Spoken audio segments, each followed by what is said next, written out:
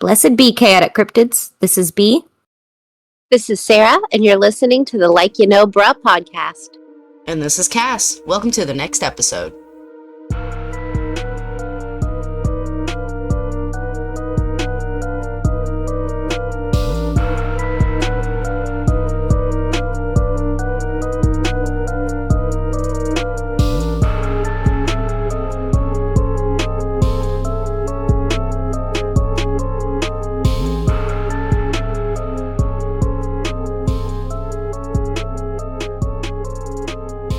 All right. So, we're recording in the evenings. We usually record in the mornings. Schedules have been funky, and we have been beat down by everything. So, we're recording in the evening today. Life got hands. Yeah, it does. So this week we're continuing our trend or our new format of haunted things. I don't even know what to do or what to say. I'm so tired. But I'll go first, and then I don't know what Sarah, I remember you mentioning what you were going to do. Cass, were you able to find a story of your people, of your island? I was able to find one story of a first-hand account. I don't know if I don't, and it honestly, I'm gonna be honest, it's a little bit lame. Honestly, this week was away. rough. Yeah, this was a rough week. I was about to say, I don't know if a shorter episode would kill us this week. It would not. So if your story's a little shorter, we'll be okay. Yeah, we'll be fine. So I guess I'll go first. I'm jumping in. I have notes. I have them on this screen, so if I look this way, it's not because I'm crazy. I'm just looking at the screen to read my stuff. You crazy person, you. Crazy girl. You crazy girl. So when I was researching this one, I was very excited about this one, because the way it was framed, it's the most haunted house in Italy. I'm like, oh hell yeah, that's gonna be good. It was a little bit of a letdown, in my opinion. But I'll let you guys tell me. I'll let you guys be the judge. All right, so I'm gonna butcher the shit out of it. I should have had Google tell me how to say it. Villa De Vecchi or Villa De Vecchi. It's also known as Casa Rosa because of its original red color. It's a 19th century home located in Cortanova. I sounded so American there. Cortanova? Sounded like a surfer dude. Cortanova. It's east of Lake Como. And again, it's dubbed the most haunted house in Italy. It was designed by Alessandro Sidoli and built somewhere between 1854 and 1858 as a summer residence for Count Felix De Vecchi. He was the head of the Italian National Guard and was considered a hero for his role in the 5 Days of Milan, a revolution in 1848 that led to Milan's liberation from Austria. The internet wanted it to be known. It was important that he is well-read. I'm sorry, because he's, spoiler alert, he's dead.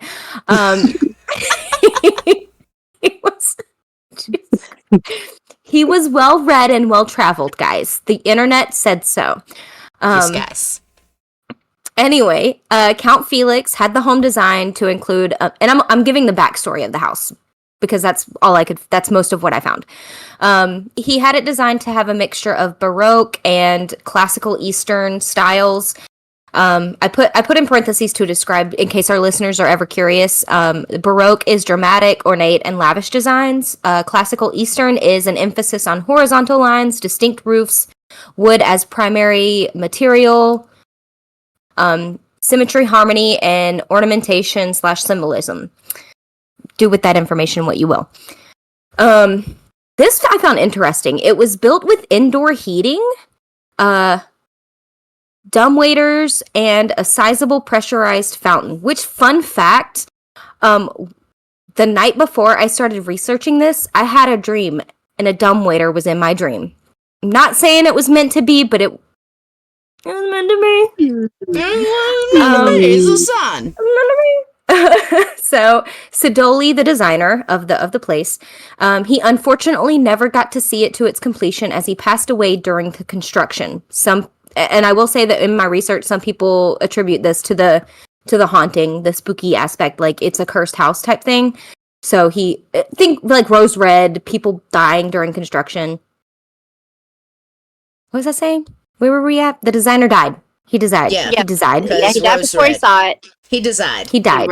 He died.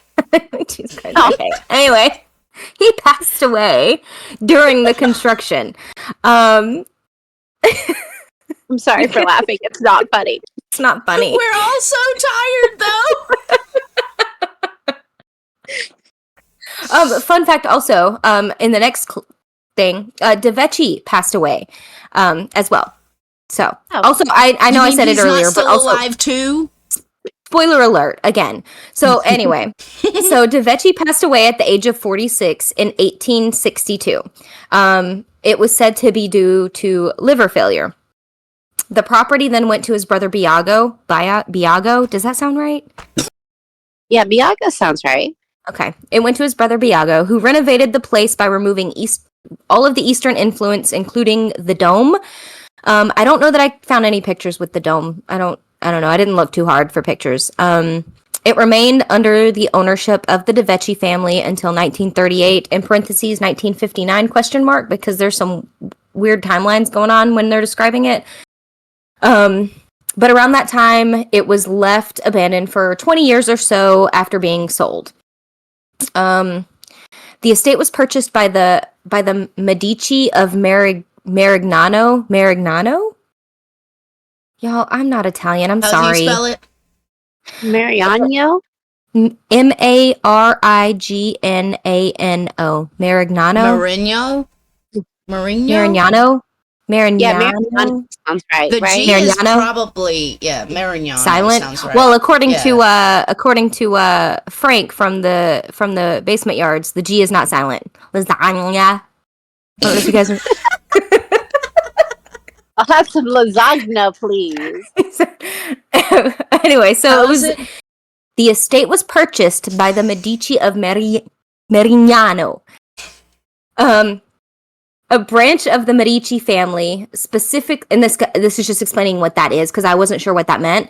It's a branch of the Medici family, specifically Giacomo Medici, also known as the Meneghino. Y'all, I'm sorry. We're not gonna keep listening. I'm so sorry. I'm ruining it. Please don't yell at me. Anyway, he became the Duke of Marignano. So the estate was purchased in 1959 after having been abandoned for 2 decades. No renovations seem to have been completed. It then fell into the hands of local entrepreneurs, and at this point the house had been robbed of all of its furniture and vandalized, or most of its furniture and vandalized. Today it's still abandoned and has not been lived in since 1938. The Italian Environment Fund has created public awareness campaigns for the villa. That's quote unquote. I found that. That's not me saying that. I just found that, and I wanted to make sure that I included quotes because I'm not stealing nobody's words. So fun. This was interesting. The current owners are willing to give the place away for free with the agreement that the property be restored. The reason I think that they're doing that is the cost for repairs has been estimated to be around 6 million euros. Holy. Which is about 7 million in US dollars. Oh my God. And given, I looked at the pictures, it's very spooky looking, and I would love to go to there. I mean, I'm sure that we could work on it ourselves. I'm pretty much, I could be a handyman and take that free handyman special.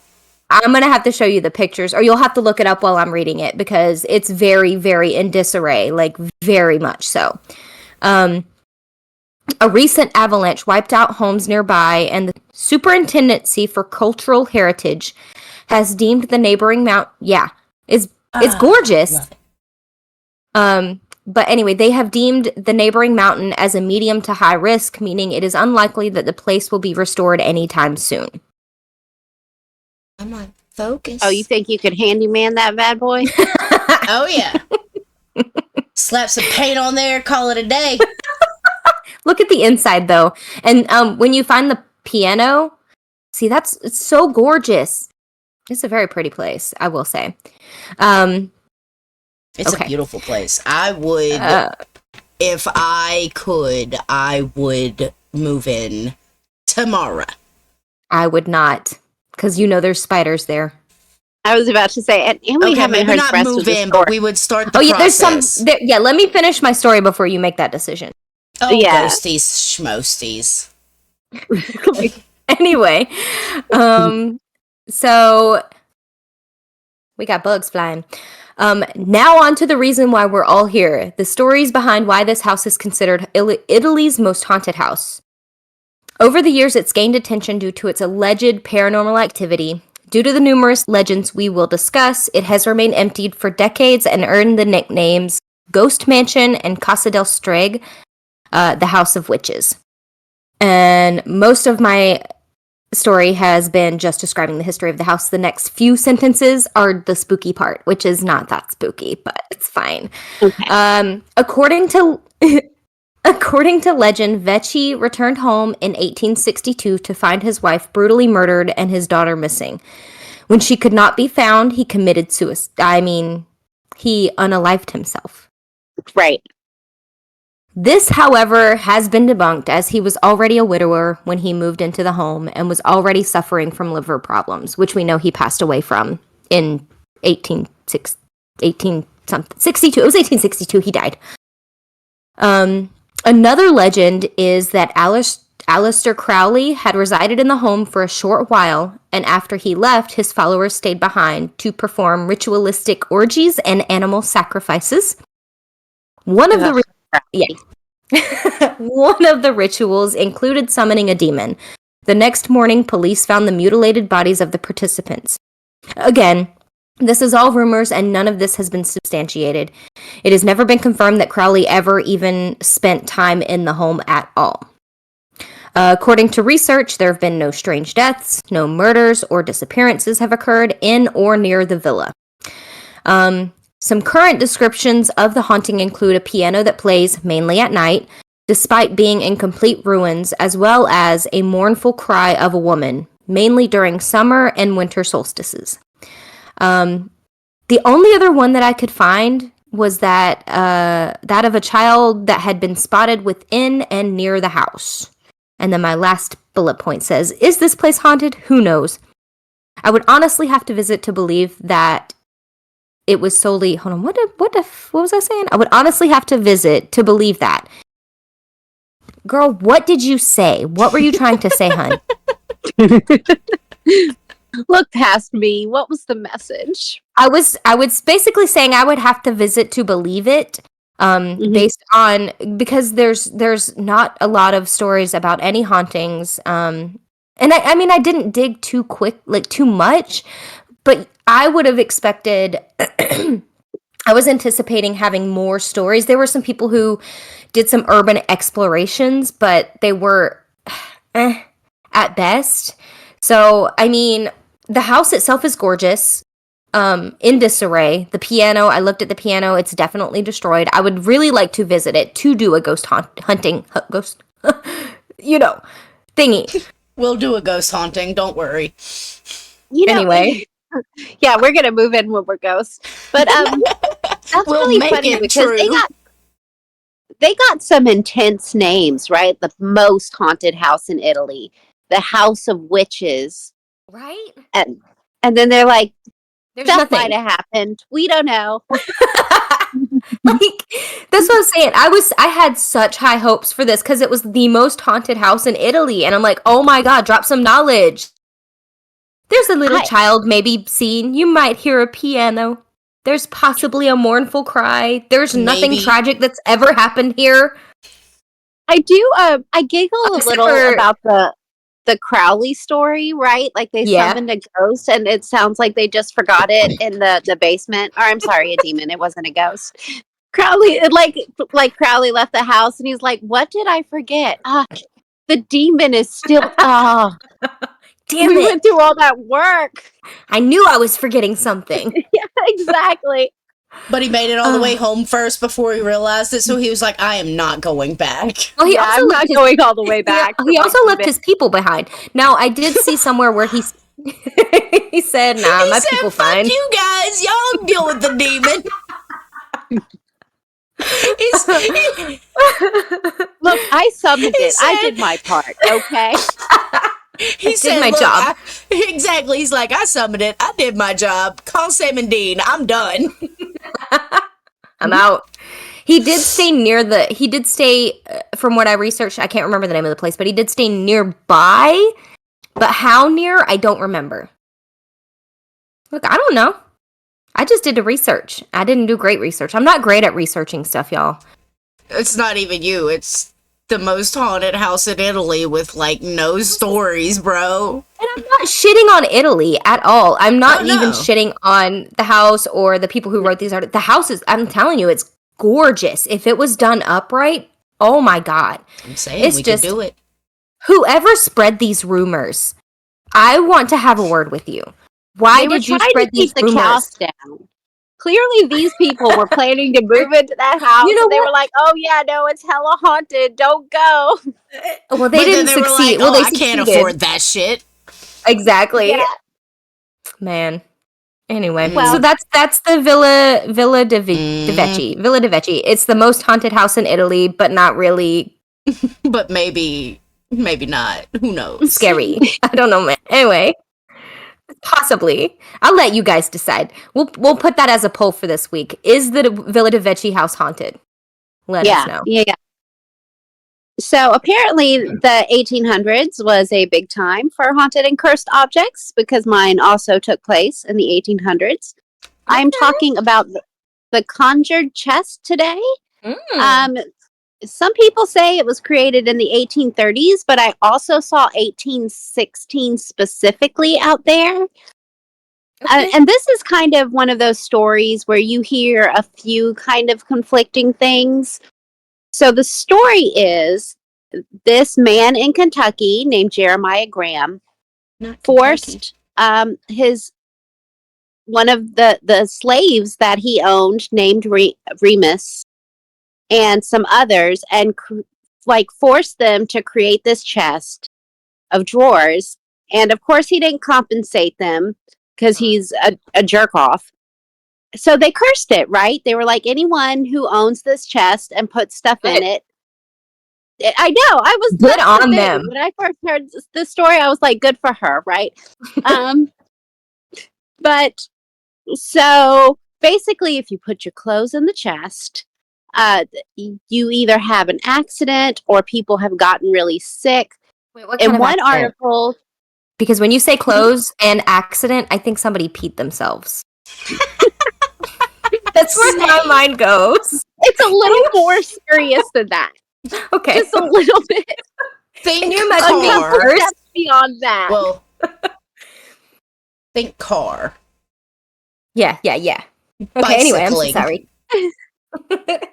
Go ahead. Now, one article said that it was 16 deaths that were linked to this chest, but the article of the museum that it's in Kentucky said 18 deaths, and they actually had a list of all of the deaths related to it. Okay. Unfortunately, some of them were infants. This article said that he was actually put his son in the chest for safekeeping. That's not how that works. What? Yeah, so that's a questionable choice in the first place. Oh my God. Yeah, but that's apparently, crazy behavior. Yeah, wild, right? Wild. But apparently, multiple members of this family and all of the subsequent owners kind of died within a couple years, and they kind of had like really violent ends, or like it was very, like I said, sudden illnesses that came out of nowhere. So when the Grahams still owned it, they were like, we know what to do. We're going to chuck a Bible in it. Problem solved. Problem not solved. That's not So it how that works continued. either. Oh my god. Yeah, the chest was like, that's nice, I guess. So Thank you. now, again, this is from one of the main articles. The article from the museum that it is in Kentucky says that this was not the last time they tried to stop the curse. That eventually a woman named Virginia got this cursed chest, and the son put his clothes in the chest, and then apparently later someone stabbed him through the hand at school. Yeah. So again, this is from the museum it's in. Okay. And I'm going to quote a little bit of this article. That Virginia had enough of the chest and did not want anyone else to die. She asked Sally, a maid who had worked for her for most of her life, if she knew how to break a conjure. Now, according to Sally, what you do is apparently a friend needs to bring you a dead owl without you asking. I'm sorry, an unalived owl, I guess. And then you take leaves of a willow tree and boil them in front of your unalive owl. You put that liquid and bury it in a jug with the handle facing east under a flowering bush. And if it worked, now this is if it was successful, either Virginia or Sally, who helped her, would die before the leaves fell off, right? What? Yeah. According to the museum, to this day, some of the owl feathers are still in the top drawer to keep the curse at bay. And Sally, the maid who helped her, died that following fall. Okay. Okay. So, yeah, if you go to and there's a book about it, I saw too. You can find a whole book on this chest. But if you go to the website, you can go see literally a list of what happened, a list of who died. That's crazy. That's wild. And yeah, I mean, people fell 30 feet. Oh my god. People, had hunting accidents. People would get polio. Like, it was not. When they cursed that chest, they were not. They did the whole thing, everything. Yeah, they literally, ironically, did it with their whole chest. Yes, they did. Yes. So anyway, pay people for their labor. I get it. I think is what we've learned here today. Yeah, I know. I'm hilarious. But yes, I think But if you go to the Kentucky Museum, they also have several other cursed objects you can go and look at if you want to see, like, cursed nooses and necklaces and suits. You can just go. I don't know. Haunted, I could go visit something with haunted things. Yeah. I don't know about seeing cursed object. I don't know. I don't want that cursed on me. See, I'm a big fan of burning things and maybe not keeping them around to look at forever. Yeah. Personally. I do. But yeah, have pay people a for their question. labor. Pay people for their labor so that your entire treat them with decency, like a human, treat being. I don't know. Treat people like they humans. are. Treat them decently. Don't own anybody. Yeah, pay that would people be for their labor. bare minimum. Don't own anybody. This is bare minimum behavior. Guys. So yeah, or else. You never know. You never know who knows how to put curses on things. That's what I'm saying. I just know that what was the person who put the curse on it? What was their name? Remus or Ramus, maybe. I just know that they're looking down at all of minus the babies. I'm sure they are not looking at the babies and happy about it. But everybody else, they said get fucked. I mean, yeah. I guess I'm a fan a little bit of revenge stories, especially kind of supernatural revenge stories. Of course, I am never pro putting kids in danger. No. Well, honestly, in any way, shape, or form. I'm not one for like wishing bad things on anybody either. But if I'm dead and I was mistreated in my regular life, I would not be upset if bad things happen to bad people. Yeah, exactly.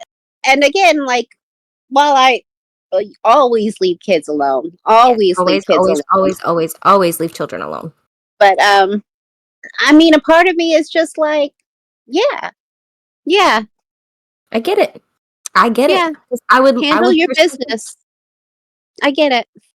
Cass, you said you had some questions. I just have the one question. Okay. So part of the ritual to uncurse this chest was to have someone bring you an unalived owl. Yes. That you did not ask for. I was also confused. I'm going to let you know now. I have no answers for that because I don't just randomly receive or gift unalived owls to people. So I will say for that, listening to that podcast that I keep trying and hyping up to you guys. Yes. I listened to the first episode, some of it. Oh my God. It was so good. I love those guys so much. I'm only like a little ways into it because again, I can't listen while having to focus elsewhere. So I and there's I listened to some of it and it seems so fun. It's definitely seems right up your alley, Sarah. It's definitely so far a good listen. Yeah. Well, anyway, I can't wait for you to message me after you listen. I would like to have those guys on the podcast. Definitely. I would love the heck out of that. But there's one of them that they have a spell very much similar. They have something that they can't go out and buy, that somebody has to gift it to them. And I don't know how any of that works. I think it's just a matter of like putting it into the universe saying, hey, this isn't something that I can have, but it's something that I want to come to me. Yeah, I think that's really interesting, right? Because but who just gifts a dead owl? Well, see, that was kind of my thought too, but it does make sense that if you need it, it comes to you if it's a part. Especially if you speak it into the universe. Like speaking it, manifesting it, all that good stuff. Theory. Sally, who knew that she needed an owl, went and got the unalived owl. 100%. That's the only way. I don't see someone just giving you a random passed away owl. But that's simple. I know it sounds so.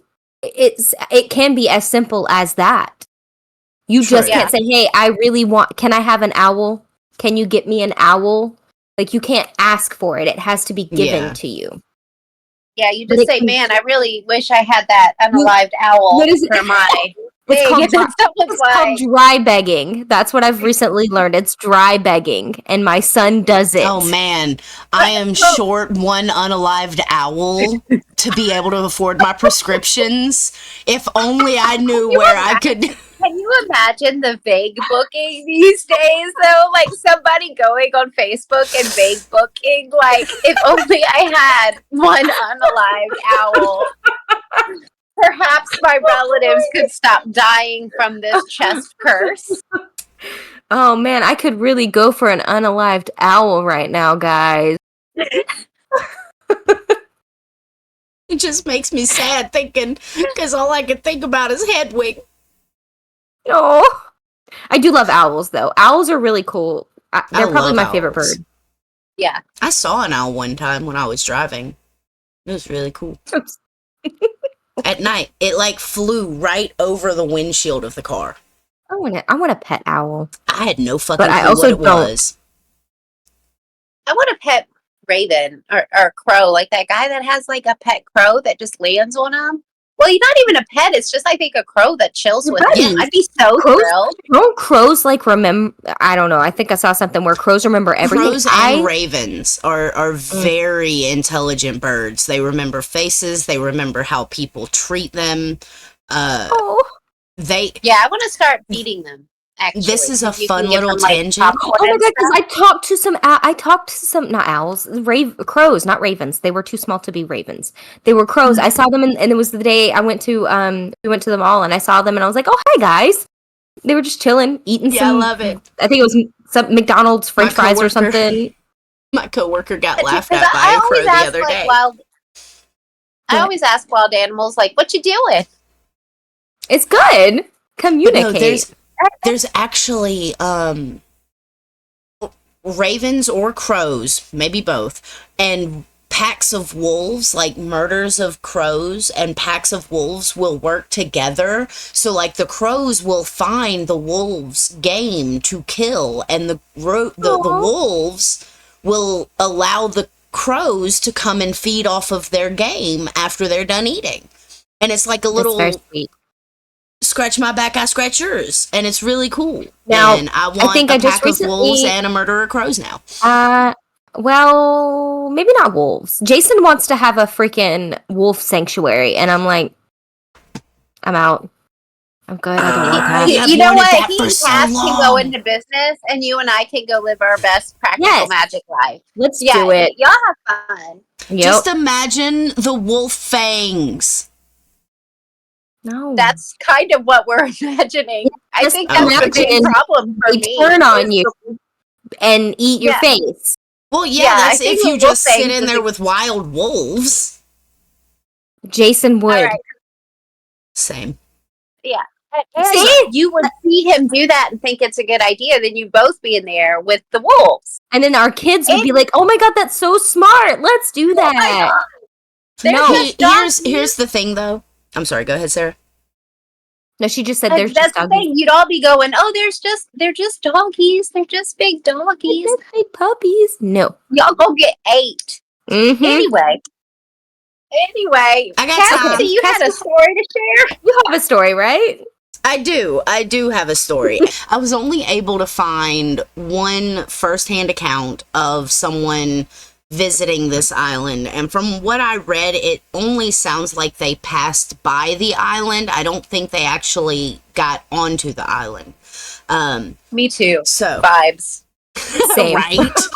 I just said I ain't gonna be stopping. Last episode is recorded. No thank So, all right. So when I was 13 years old, my family and I went to Mexico to visit some family.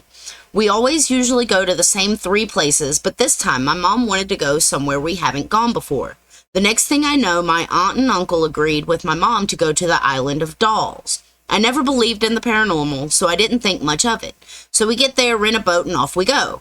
The tour guide is telling us the story of how the dolls got there and basically the whole backstory. Meanwhile, my cousins and brothers are talking about kid shit at the time because we thought it was kind of boring. We start pointing at some of the dolls, calling them ugly and making shitty jokes only us kids would find funny. So during this time, I'm staring at one doll in a tree because I swear the head was moving along with the boat. His head was slowly following us as we were going down the canal, and while I'm seeing this, I'm showing my brothers, cousins, what I'm seeing. Of course, they tell me I was imagining it because I was scared. Fast forward 2 weeks, and I'm back at my house in Cali. I think it was around 3 to 6 days after we got back that my brother woke me up at around 1 a.m., we shared a room, to tell me, Lalo, my nickname, there's someone outside the window. I got mad because we lived in apartments where my mom managed, so we lived above the office on the 2nd floor, so I thought he was playing some stupid joke. I told him to go to sleep, but he sounded like he wanted to cry, so I got up and he said, look at the wall. The street and park lights The street and park lights were always on at night and had a yellow-orange color, but for some reason, only one out of the 3 windows that were reflecting on the wall was white/light blue. He said, "Look at the wall and blink." So I did. No. I saw some shadowy figure come up and down real quick, about 1 second's worth. Obviously, I thought it was weird, so I told him to look at the wall and blink while I look out the window. "I see it, Laylo, it's there," he said, "but I didn't see anything on the window.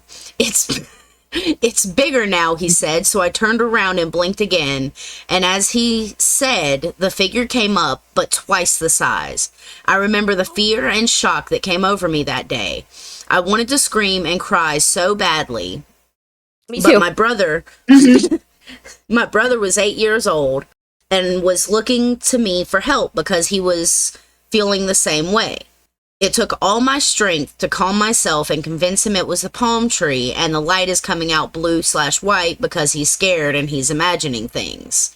So I went up to the window, closed it, and for the next 3 years we lived there, I never opened it again. I'm 20 now, and I still don't know what that was that day, but I'm glad nothing serious happened, and now my brother and I have actually had a laugh about it. Ha ha, you were a bitch. Nah, you almost shit yourself. Ha ha. We've driven past those apartments a couple of times. Some family lives in that town, and I always get chills thinking about that day. So I have 2 thoughts. The Share first them. thought is, go ahead and take me out of the game, coach. This is not for me. Put me on the bench. Second of all, Mom never ever gets to plan any sort of anything ever again. What do you mean I want to do something new? Let's swing by the island of creepy dogs. She's off the planning committee 100%. She can't even choose a restaurant. You are done. You're done. I don't care. Oh no. Oh my God. Yeah, I hated that. I hated that. Twice the size? Girl. I'm done. Goodbye. Yeah. I'm running away from the house. I will not be living with you guys anymore. I don't care if I'm 8 years old. Fucking box. Thank you. No, he Yeah, was exactly. 13. His brother was 8. So he was a little I'll live less in young. a box. Live in a box. Thank you. I can't. Mm-mm. No, that was gross. Yeah, it was. I never want to visit the Isle of the Dolls. Island of And Dolls, after whatever that- it's called. After that, I don't even want to drive by it. Or, boat by it. Boat by. I mean, you still drive a boat. Yeah, you're right. I mean, the kids were making like doofy little kid comments. Right? And one of them followed them home? Absolutely not. No. Absolutely He said, not. "The fuck did you Our say?" family talks too much shit to try to do that. Yo, we as a group you just see me in the back like of the boat this? with some duct tape over my mouth. Jason, too. If Jason goes, he's... Shut Me, up. Jason, and Loki in the back with duct tape on our faces. No, I'm not looking out the window to see an army of MFing dolls because some of y'all don't know how to hush. Hey, demons, it's your We were boy. sick. No, Oh my God. absolutely, immediately no. Oh my gosh. Yeah, it's a hard Me and pass. I are not suffering for y'all. I'm so sorry. No. Mm-mm. No thanks. We will We'll go to a toss haunted you house. out the window. We'll go to a haunted house, no problem. Oh, Yeah, but, you're like- fine. You're fine with a ghost from a house latching onto you, but not a ghost It won't from latch onto a. us. But the thing is it would just be me and Sarah going to the haunted house. Like, you guys would Yeah, want to and we would be respectful I'm sorry. and quiet. I'm sorry, but You Sarah are and not I are allowed. already planning to do ghost hunting. She wants to scare the piss out of me. If you are disrespectful, you are not Yeah. joining. No, Yeah, we get I would one not be doll disrespectful. looking back at us, and you Yeah. are 'cause done. here's the thing. You're You're done. You're done. It's hard to be disrespectful when you are hyperventilating from fear. Okay, You right. The right. panic attack might help with your respect levels. A Okay, little bit. cool. Duly noted. I have already told Sarah that if we ever go ghost hunting, First of all, I will be that one that screams every time there's a sound. Oh, so either gosh. A, you're going to have to stick me in the equipment tent. We won't be with able a to big hear old dog. any. We're gonna here's what's gonna happen. So we're gonna post our ghost hunting video, and people are gonna comment below. Why is nobody talking about the sobbing in the background the whole time? Why is no one talking about all that crying? And then we're gonna have to come on later and make a statement and say, yeah, that was actually just Cassie. Hey guys, so we're So sorry. the wailing you heard in the background, or it's just gonna be like on the screen. It's gonna be like wailing is Cass in the background. Did no one hear that person screaming help when they went upstairs? Yeah, that was actually awesome. Okay. Like every time I'm screaming in the background, there's just a little note that pops up. Cass was scared. Cass screaming. Like, calm Cass down. crying. Y'all come up to me and I'm just in a ball, and the ghosts are all like, "It's okay. It's okay." They're there. Oh, I'll tell you what. I can't wait to be able to go ghost hunting with you guys. I can't wait I either. am gonna be so fucking scared. I mean, me too. I'll probably be having tears pouring down my face. Girl, the last time I went somewhere willingly that was intentionally scary, I got so scared that I screamed so hard that I threw up. Okay. You know, it happens. I will say it was a clown, and he chased me. But I will say it is a damn good defense. I just need. It was Wild Adventures. I can't with you. I cannot. You would not survive Halloween Horror Nights. You would literally take one step in and pass away. I have to go. You and I have to go. One year. I went one year with the clowns. It was one of the years that they had the clowns, the Jack. Oh my god, it was so fucking good. Oh my god.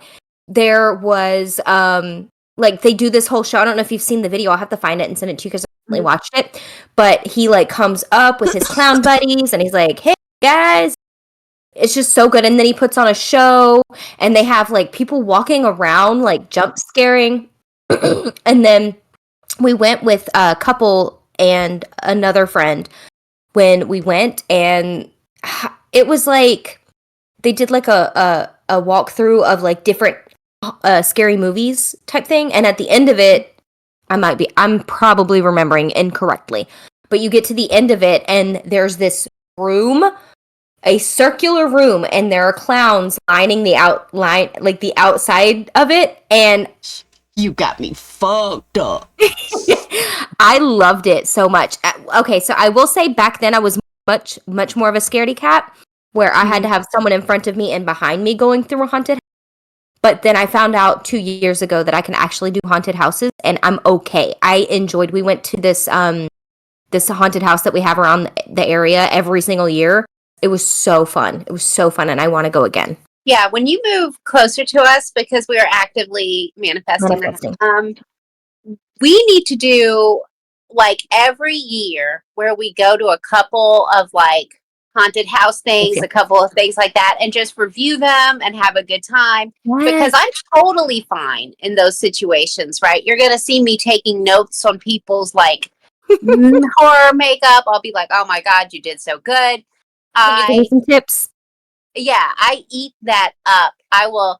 I mean, Cass, you gonna be all right. You gonna be all right. It's not real. Look, I'm just saying. B says she had to have somebody in front of and behind her. That wasn't even during the clown part. No, listen. I'm just saying. Those are both bad positions, because I don't know if I'm running forward to escape or if I'm backpedaling to escape, but somebody's getting ran into. We can bring some of the kids and they can protect you, babe. But yeah, I can't wait to go to a haunted house with haunted house, ghost hunting. I can't wait for any of that. Oh my God. Yeah, we're gonna have such a good time. Yes, we are. It just needs to happen like ASAP. Yeah. Like, I'll go to one of the milder ones with you guys just to see how I do, and if I either A, pee myself, or B, vomit on someone, we know I cannot handle any scarier. So this reminds me, when I was younger, we went to like like grocery stores would have like little bits of them turned into like a little haunted quote unquote thing you could go in. And we went in Publix, and like they had the back area so that it was dark, and like there were people that would jump out at you and all this stuff. So if we can find that, we can start there with Cass. Good like idea. The back of a Publix No. kind of an event. Look, You know what would be a good one? I can already tell I'm gonna die. Yeah. I'm so sorry. You know how churches every year have a fall festival? And they do the thing where you go through regular life, and then you go through hell, and then you get to heaven. Cass shut the camera off. Did you get freaked out and have to go? The hell bit's fake. Oh my god. But it would be a good starting point, right? no, because I know that those I can deal with. The little shit like that I can deal with. But these, I'm talking like the upper scale ones that are actually genuinely trying to scare you, instead of the ones that just pop up the night of Halloween. You know? Like, but the ones that actually sit there and put multiple thousands of dollars in production value, those are terrifying. I know, and I want to go, but I'm so scared. I'm such a huge fan of like special effects in movies. So kind of getting to go through that, it's not scary for me. It's getting to see like that in action up close, practical special effects, practical makeup applications. I just think it's so cool. I do. I just want to be like, hey, I know you're a zombie. I know you're chasing me, but can I just turn on my phone? Yeah, let me just turn on my flashlight. I just want to see your makeup up close. Right? I'm sure one just person. Want to see how that zombie bite is done. I need to talk to hubby, because the one near us, we went one year. It was right before Five Nights at Freddy's came out, and we told, and we can kind of get it to an end if you guys want. But we told that if he could handle the haunted things, then he could go see Five Nights at Freddy's. And he did good, because we did the hayride first, which the hayride you wouldn't expect. Like, you would be like, oh, you're just going to drive around and people pop out on the sides and they come up and they kind of scare you. No, they would park and open the doors and people would climb up into the truck thing. It was so good. He went through that. He went through, I think, he went through one other haunted like attraction, and then he started to go through the second one, but there was a part that like this big clown like just comes whoosh, right at you, right by a door, and he was like, I'm out, Dad, carry me the rest of the way. Jason carried him the rest of the way out, and he didn't do it. But I want to see if he wants to do it again. Yeah, so but I watched Five Nights at Freddy's because Matthew Lillard's in it, and I will watch anything Matthew Lillard is in. I don't care. I don't care. Yeah, it's good. I like it. Anyway, so I guess we'll be back next week with another haunted episode. Or not haunted episode, haunted stories. Scary stories. Better not be haunted. I promise you will not need an exorcist after listening to this recording. No, you will not. We're not haunted. But if shit gets weird, get weirder. And lean into it. Bye, guys. Bye.